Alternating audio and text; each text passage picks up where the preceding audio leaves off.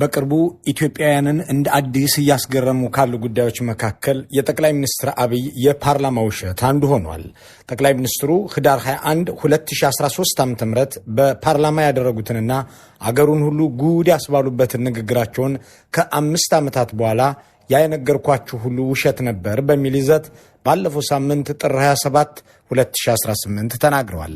በእርግጥ የእሳቸውን ውሸታምነት ሲናገሩ የነበሩ ግን ደግሞ ለበርካታ እንግልትና ቅጣት የተዳረጉ ሰዎች አብይ ሲዋሹ አልተገረሙም። ይልቁንም አሁንስ የሚናገሩትን ሰዎች ለምን ያምናሉ? ለምንስ አሁን የሚሉትን ነገር እንደወረደ ይቀበሏቸዋል? እያሉ ይጠይቃሉ። እውነትና ንጋት እያደር ይጠራል። እውነትን ተናግሮ ከመሸበት ማደር። እውነት ትቀጥናለች እንጂ አትበጠስም። ውሸትና ስንቅ እያደር ይቀላል። እውነት የተናገረ በመርከብ የተሻገረ ወዘተ እያለ እውነት መናገርን እጅግ በሚያበረታታ ሐሰተኛነትንና ቀጣፊን በሚንቅ ማህበረሰብ ውስጥ እንዴት እንዲህ ያሉ ውሸታም መሪ ተፈጠሩ? እንዴትስ ውሸታቸውን የሚያምን አድማጭ አገኙ? የሚለው ቁልፍ ጥያቄ ነው። ምንም እንኳ ይህንን ሲሉም እውነት መሆኑ ባይታወቅም አምነዋለሁ የሚሉት የወንጌል ቃል አትዋሽ የሚለውን ትእዛዝ ከክልከላዎቹ 9ኛ ላይ ያስቀምጦታል። እሳቸው ግን በተናገሩ ቁጥር አከታትለው ይዋሻሉ። በ2 ደቂቃ ንግግር 6 ነጫጭ ውሸቶች ሲዋሹ በድጋሚ ለንግግር ወደ መድረክ የሚመለሱ አይመስሉም። ይህንንም እንደ ችሎታ የሚቆጥሩላቸው ሰዎች አላጡም። ፕሮፌሰር ሕዝቅኤል ገቢሳ ያነሱት ጉዳይ እነዚህን የጠቅላይ ሚኒስትሩን ውሸቶች እንደ ቅዱስ ቃል የሚያስተጋቡትን ምዕመናን የተመለከተ አይደለም። ፕሮፌሰሩ የብልጽግና ወንጌላውያን የአብይ አህመድን ውሸቶች እየተጋቱ ማስተጋበታቸውን ሳይሆን ራሳቸው ጠቅላይ ሚኒስትሩ የሚዋሹበትን ምክንያት ለማብራራት ጥልቅ ምርምር ማድረግ ጀምረዋል።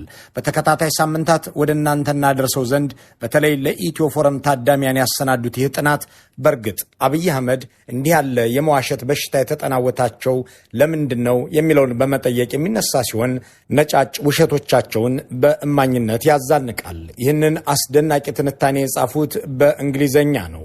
የዛሬውን ሩሊንግ ባይ ፎልስሁድ አብይ አህመድ ኤንድ ዘ ኢሮዥን ኦፍ ትሩዝ ኢን ኢትዮጵያ የሚል ርዕስ ሰጥተውታል። እኛም እየዋሹ መግዛት አብይ አህመድና የእውነት መንኮታኮት በኢትዮጵያ በሚል ርዕስ ወደ አማርኛ መልሰነዋል። ፕሮፌሰሩን ስለጻፉልን እናንተም ስለምትከታተሉን ባርኔጣችንን አንስተን ከመቀመጫችን ተነስተን በማመስገን ወደ ዝግጅቱ እንገባለን። ፕሮፌሰር ሕዝቅኤል እንዲህ ይጀምራሉ።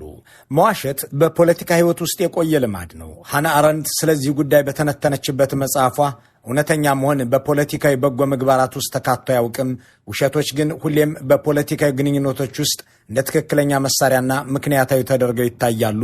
ስለሆነም ዘላለማዊ ጥያቄ ፖለቲከኞች ይዋሻሉ ወይ የሚለው ሳይሆን ውሸት በፖለቲካዊ ተግባር ውስጥ ምን አይነት ግልጋሎት ይሰጣል የሚለው ላይ ነው። ማለትም ፖለቲከኞች የሚዋሹት ለምን ዓላማ ነው የሚለውን ታነሳለች። በጥንታዊ የፖለቲካ አስተሳሰብ ውስጥ ማታለል እንደ ተፈጥሮና አንዳንዴም አስፈላጊ የንግስና መሳሪያ ተደርጎ ይታይ ነበር። ፕሌቶ ክቡር ውሸት የሚለው ነገር ነበረው። ይህ ማህበራዊ ስርዓትን ለመጠበቅ የሚያገለግል ከሆነ የሚዋሽ ቢሆን ይጠቅማል ነውና ይህንንም ክቡር ውሸት ወይም ኖብል ላይ ይለው ነበር። ማኪያቬሊም ስልጣንን ለመጠበቅና መንግስትን ለመከላከል ሲባል ማታለልንና ቃልን ማጠፍን ይደግፍ ነበር። በዘመናዊ የፖለቲካ አራማጆችም ውሸትን ብሔራዊ ደህንነትን ለመጠበቅ ተገዳዳሪዎችን ለመቆጣጠርና ወይም መረጋጋትን ለመፍጠር የሚያገለግል አስፈላጊ መሳሪያ ተደርጎ ይታያል። በአሁኗ ኢትዮጵያ ውስጥ ያለው አብይ መር ውሸት ግን ከእነዚህ በአንዱ እንኳን የሚካተት አይመስልም። 8 ዓመት ለሚጠጋ ጊዜ ጠቅላይ ሚኒስትር አብይ አህመድ ያለማቋረጥ ዋሽተዋል ብቻ ሳይሆን ነጫጭ ሐሰቶችን መናገርን እንደ መደበኛ ዕለታዊ ሥራ ወስደውታል። በመድረክ ንግግሮች፣ በፓርላማ ማብራሪያና በመንግስት ሚዲያ ቀርበው በሚያግተለትሏቸው ውሸቶች ብዙ ሕዝብ እንዲዝል አድርገዋል። ይህ ያዛሉትና ያሰላቹት ሕዝብም በአብዛኛው ጆሮን የነፈጋቸው ሲሆን ባለስልጣኖቻቸው ግን በቀላሉ ውሸትነታቸውን ሊረጋገጥ የሚችሉ ነገሮችን ያለምንም ተጠያቂነት ሊያስተጋቧቸው መልሰው ሊያሰራጯቸው ሲሞክሩ ይስተዋላሉ። የአብይ ውሸት የማውራት አምሮት ሌሎች አመሎቻቸውን እንድንረሳ ጭምር እያደረገን ይመስላል። አስደናቂው ነገር የሚዋሹት ስለ ራሳቸውም ጭምር ነው። ስለ ግል ስኬቶቻቸው ወይም ስለ ሃይማኖታቸው የሚሰጧቸው መግለጫዎች በተጨባጭ ሐሰትና የተምታቱ ናቸው። በኢኮኖሚ እድገት፣ በጦርነትና ሰላም፣ በዲሞክራሲያዊ ሂደትና በዲፕሎማሲ ጉዳዮች ላይ ወዘተ የደረደሯቸውን ቁጥሮች ቅጥፈት ወይም ግነት ያጀባቸው ናቸው። በእሳቸው አንደበት ሽንፈቶችም እንደ ድል ይቆጠራሉ። አብይ የሚዋሹት በተለመደው የመዋሸት ተፈጥሮ አይደለም። የውሸት ትርጓሜ ሌላ ሰው እንዲያምንበት በማሰብ ተናጋሪው ራሱ የማያምንበትን ነገር መናገር ነው። አብይ የሚዋሹት ግን በዚህ ቅኝት ብቻ አይደለም። ይልቁንም እሳቸው ስለ እውነተኝነት ወይም ስለ ሐሰተኝነት ምንም አይነት ግድ ሳይኖራቸው ለዕለት የፖለቲካ ጉርሳቸው ሲሉ ፍጥር ቅጥፍ አድርገው ይናገራሉ። አንድ ውሸት ተናግረው የእርሱን ተቃራኒ ውሸት ሲናገሩ ምንም እንዳልተፈጠረ አድርገው ነው። ይህ የሚሆነው ህዝቡን በስትራቴጂ ለማታለል አይደለም። ለእኔ የፖለቲካ ህይወት እውነት መናገር አያዋጣም ብለው አምነው ነው። አብይ የሚዋሹት ሳያውቁ ያወቁ ለመምሰል ሳይኖራቸው ያላቸው መስለው ለመታየትና እንዲሁ እንደ ሱስ ሆኖባቸው ነው። ለእሳቸው የሚናገሩት ነገር ከእውነታ ጋር ያለው ግንኙነት አሳሳቢ ሆኖ አያውቅም። የአብይ አህመድን ፖለቲካና ውሸቶች ለመረዳት ከሃሪ ፍራንክፈርት ኦን ቡልሺት፣ ከሃና አረንት ኦን ላይንግ ኤንድ ፖለቲክስ እና ከቲሞር ሽናይደር ኦን ታይራኒ የተገኙ የተቀናጁ እይታዎች ጽንሰ ሐሳባዊ ማዕቀፍ እናውጣ። ፍራንክፈርት መዋሸትን፣ ላይንግ እና እርባና ቢስ ነገር መቀባጠርን፣ ቡልሺቲንግ በጭራሽ ለእውነት ግዴለሽ መሆን ሲል ይበይናቸዋል። አረንት ፖለቲከኞች ደጋግመው ሲዋሹ ሰዎች እውነትና ውሸቱን መለየት ያቅታቸዋል። በዚህ ጊዜ እውነታው ራሱ ትርጉም ያጣል። ያኔ ዓለምም ጭብጥ የሌላት ባዶ እንዳትሆን መጠንቀቅ ያሻል በማለት መዋሸት ያለውን አደጋ ታስረዳለች። ሽናይደር ደግሞ ሰዎች እውነትን ሲያጡና በውሸት ሲዝሉ በስሜትና በፕሮፓጋንዳ ብቻ የሚነዱ የአምባገነኖች መጫወቻ ሆነው ይቀራሉ ይላል። እንደ ሃሪ አባባል ውሸት ተናጋሪው እውነቱን ያውቀዋል፣ ግን ሆን ብሎ ይደብቀውና በሐሰት ይተካዋል። ቀባጣሪው ወይም ቡልሽተር ግን ከእውነት ጋር ምንም ግንኙነት የለውም። የሚናገረውን ነገር እውነት ይሁን ሐሰት ግድ አይሰጠውም። የሚፈልገው ቃላቱ የሚፈለገውን ውጤት እንዲያመጡ ብቻ ነው። ይሄኛው ለአብይ ውሸቶች መገለጫ ሊሆን ይችላል። እሳቸው ውሸቶቻቸውን በሌሎች ውሸቶች ያፈራርሷቸዋል። ይህ የፍራንክፈርት ትርጓሜ የአብይ ንግግር ከእውነት ማፈንገጥ ሳይሆን ለእውነት ዋጋ ለመስጠት እንዲሁም ውሸትን እንደየመድረኩ በሚመች መልኩ ማቅረብ ነው።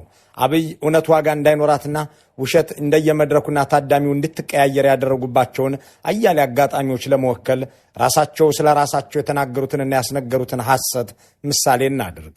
በኦሮምኛ እናትና አባቴ ኦሮሞ ናቸው ብለው ኦቢኤን ላይ ተናገሩ። ለኖቤል ሽልማት መድረክ ታዳሚዎች ጆሮ እንዲስማማ ደግሞ አባቴ ኦሮሞ እናቴ አማራ ነች ብለው ቀጠፉ። በ2011 እና በ2012 ዓ.ም ያደረጓቸውን በተከታታይ እንከታተል። ሀተኡ መሌ ዳሎኒኮ ደቺ ኦሮሚያ ኬሳ አባ ፋቲኮ ኦሮሞዳ ኦሮሞ ዱዋ ኦሶንታኔ ቆናን ቡልቶታ ባዲያ ኬሰቲን ዳዴ To a mother who was an Amara Orthodox Christian and to a father who was an Oromo Muslim. Diversity seems to be in your origin. As an adult, you had a long military career, including እዚህ ጋር ልብ እንበል። አብይ ኖቤል ሲሸለሙ የተነበበው ታሪካቸው የተወሰደው ከራሳቸው መሆኑን አብይም የኖቤል ኮሚቴውም ተናግረዋል።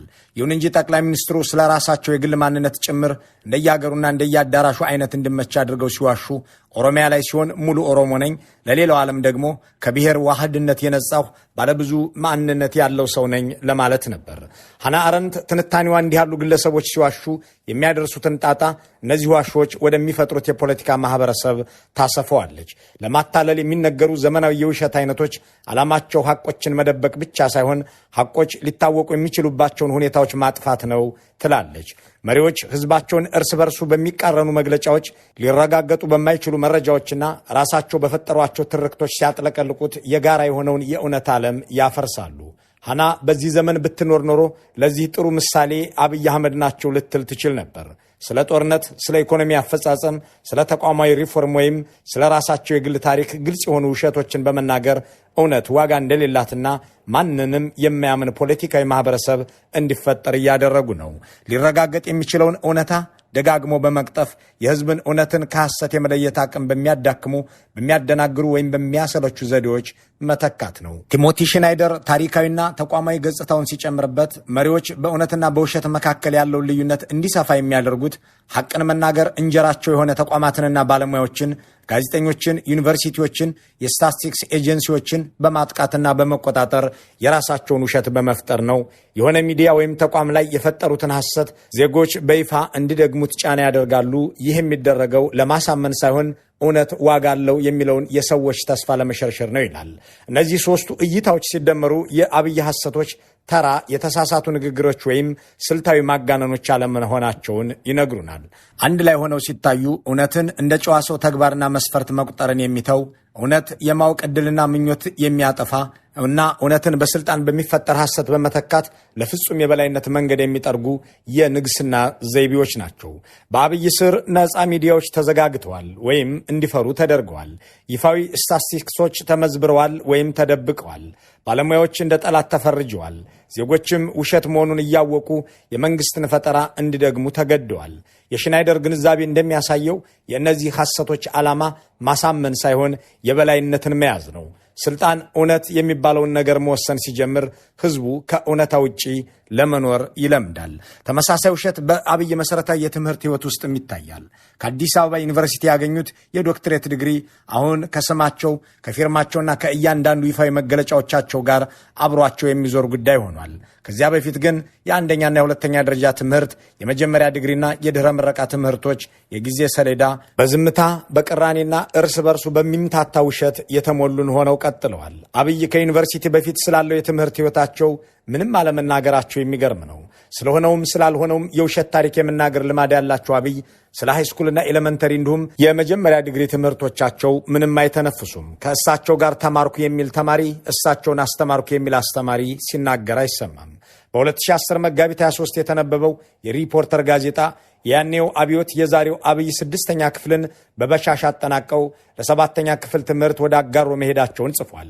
ወዲያውኑ ኢህአዴግን በመቀላቀላቸው ከዚያኑ ጊዜ ጀምሮ እስከ ኢትዮ ኤርትራ ጦርነት ማግስት ድረስ የትምህርት ቤት ደጃፍ ላይ ስለመድረሳቸው የሚያስረዳ የጊዜ ሰሌዳም ሆነ እውነት የለም። ይፋዊ ትረካዎችም እርስ በርሳቸው በጣም የሚቃረኑ ወጥ የሆነ የትምህርት ታሪክ ከመሆን ይልቅ እርስ በርሳቸው የሚፎካከሩ ድራማዎችን ይመስላሉ። በበዓለ ሲመታቸው ላይ የተነበበው የህይወት ታሪካቸው በ1994 ዓ.ም የመጀመሪያ ዲግሪ ያላቸው ቢልም ከዚያ በፊት የአንደኛና ሁለተኛ ደረጃ እንዲሁም የዲግሪ ትምህርትን ለማጠናቀቅ ቢያንስ 10 ዓመታትን እንደሚያስፈልጉ አልጠቆመም። እሳቸው ደግሞ ገና በ1982 ያቆሙትን የ7ኛ ክፍል ትምህርት ሳይጨርሱት በአገር ውስጥ የሰላምና ማረጋጋት ዘመቻ፣ በሩዋንዳ የሰላም ማስከበር ዘመቻና በባድመ ጦርነት ውስጥ ያሳለፉ ሰው ናቸው። ደግሞም ያኔ ማይክሮሊንክ የተባለው ኮሌጅ ዲግሪ ማስተማር አልጀመረም። ቀን ፓርላማ ላይ ዲግሪ የያዙት በ1994 ነው ተብሎ ተነቦላቸው፣ ማታ ኢቲቪ ላይ ደግሞ በ1993 ከማይክሮሊንክ የኢንጂነሪንግ ዲግሪ ተቀበሉ ተብሎ ተዘገበላቸው። ከጥቂት ቀናት በኋላ ደግሞ ኢቢኤስ ሌላ ታሪክ ይዞ መጣ። በአዲስ አበባ የሚገኘው የከፍተኛ 3 መሰናዶ ትምህርት ቤት በ1996 ዓ.ም የ12ኛ ቢ ክፍል ተማሪ ነበሩ ሲል ዘገበ። በዚህ ታሪክ መሰረት አብይ የመጀመሪያ ዲግሪያቸውን ያገኙት የሁለተኛ ደረጃ ትምህርታቸውን ከመጨረሳቸው ከ2 ዓመት በፊት ነው ማለት ነው። እነዚህን አብይ ስለ ራሳቸው የፈጠሯቸውን ውሸቶች በተከታታይ ከፓርላማው ከኢቲቪና ከኢቢኤስ እንመልከት። ዶክተር አብይ አህመድ አሊ በ1994 ዓመተ ምህረት በኮምፒውተር ኢንጂነሪንግ ከማይክሮሊንክ ኢንፎርሜሽን ኮሌጅ የመጀመሪያ ዲግሪ ያላቸው 96 ዓመተ ምህረት የኛ እዚህ ተማሪ ነበሩ። የአሁኑ አዲሱ ጠቅላይ ሚኒስትራችን የኛ እዚህ ተማሪ ነበሩ፣ እዚህ ነበሩ። እሳቸው እንደዛ ያሉ ተማሪዎችን ያፈራ ትምህርት ቤት ነው።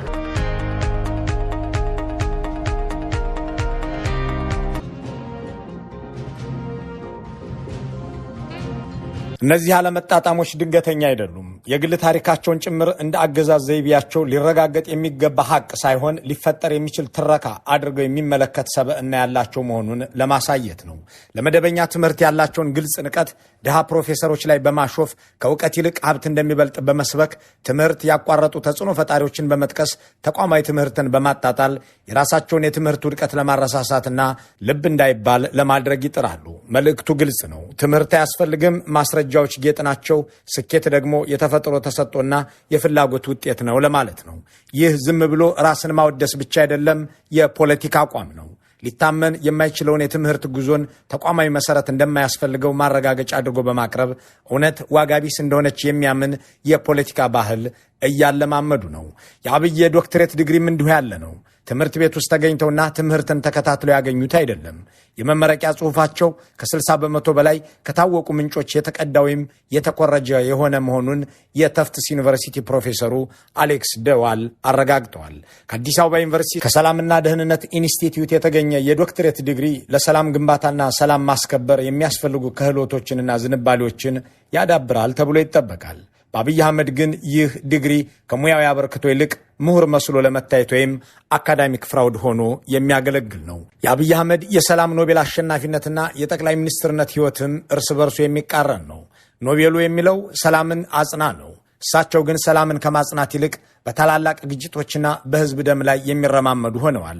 ይህ ጉዳይ ቀደም ሲል ለመተንተኛነት በጠቀስናቸው ፍራንክፈርት አረንትና ሽናይደር ማዕቀፍ ሲታይ የአብይ አህመድ የትምህርትና ምሁራዊ ታሪክ ለብቻው የሚታይ አሳፋሪ ክስተት ብቻ ሳይሆን የእሳቸው የፖለቲካ ግንባታ መሰረት ነው።